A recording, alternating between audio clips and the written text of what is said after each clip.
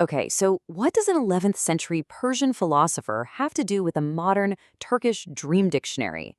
I know, it sounds like the beginning of a really weird joke, but the answer actually gets at something incredibly deep about our anxieties. You know, the ones about money, trust, and just trying to find some meaning when the world feels chaotic. And it all kicks off with one simple, kind of unsettling question. Think about that for a second.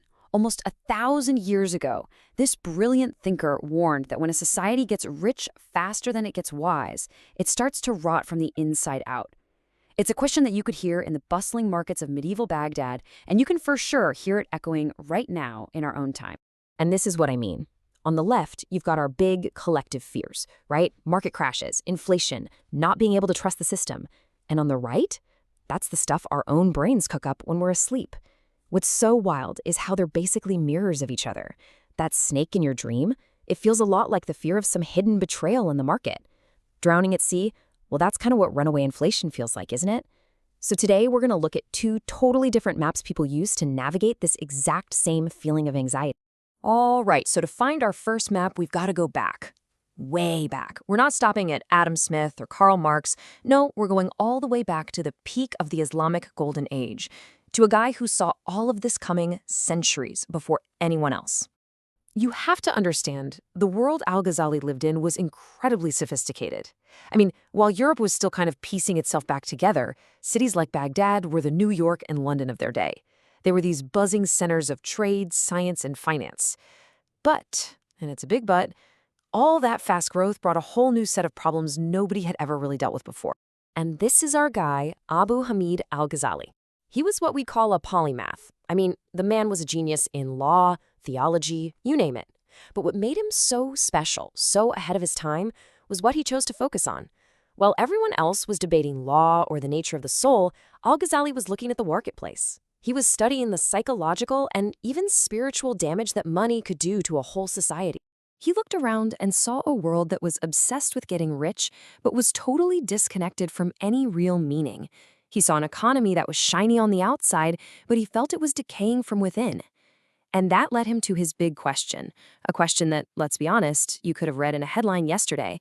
So, what was his solution? Well, he basically created a kind of moral compass for economics.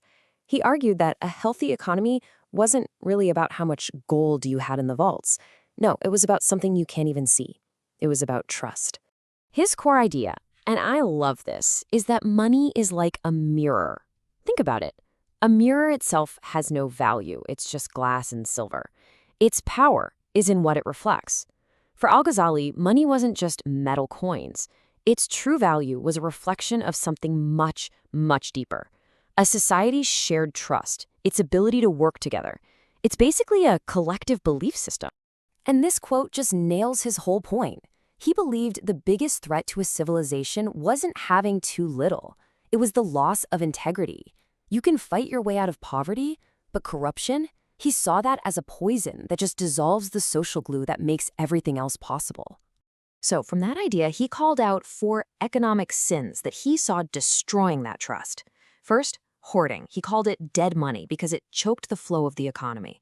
Then speculation, profiting from chaos without actually creating anything of value. Then there's just plain old deception in the marketplace. And finally, the one he saw as the ultimate betrayal, when rulers manipulate the currency. He basically saw it as the government stealing from its own people through inflation. It's amazing how modern all of this sounds. And here's the really scary part. For Al-Ghazali, these weren't just individual problems that hurt a few people here and there. Nope, he saw them as the first domino in a chain reaction that could bring the whole house down. He described it like a disease. It starts at the top. A ruler messes with the currency to make a quick buck. Then the merchants see that, and they think, well, hey, if the government can cheat, why can't I? Pretty soon, nobody trusts the money, nobody trusts the merchants, nobody trusts anyone. And the whole system just falls apart. Not because it ran out of stuff, but because it ran out of trust. Okay, now let's jump forward 900 years. The tech is different, the markets are global, but that core anxiety, that feeling of instability, inequality, and not being able to trust the institutions, boy, does that feel familiar. And that brings us to our second map. So if Al-Ghazali gave us this big societal moral framework, Today, millions of us are turning in the opposite direction. We're looking inward for a totally different kind of code to make sense of our fears. Welcome to the world of rüya tabirleri. That's Turkish for dream interpretations. The words you're seeing, yılan for snake, deniz for sea, zenginlik for wealth, this is just a tiny, tiny fraction of the thousands of things people are searching for every single day.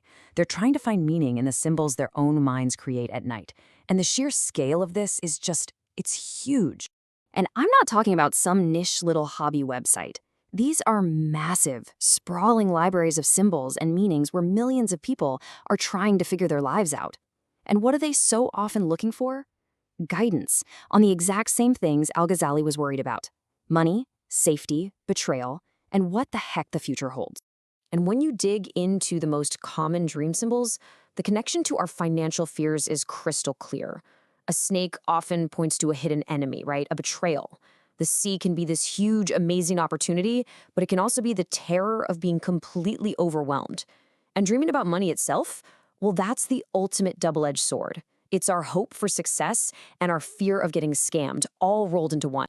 So, here we are. We've got two completely different toolkits for making sense of the world. One is from a philosopher from the 11th century, and the other is from the 21st century internet.